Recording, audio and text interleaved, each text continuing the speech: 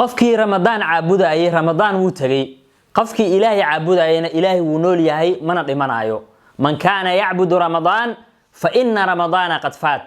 wa man kaana ya'budu allah fa inna allaha hayyun la yamut marka walaalayaal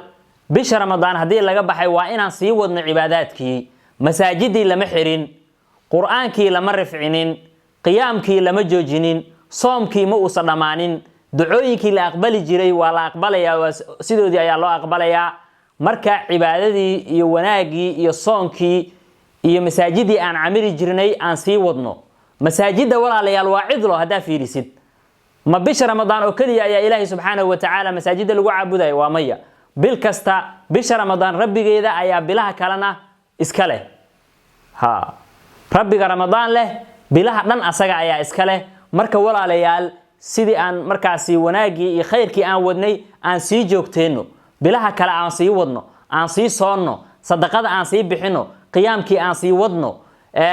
markaasi ducadii aan sii wadno aan dhammaan aan joogteeno walaalayaal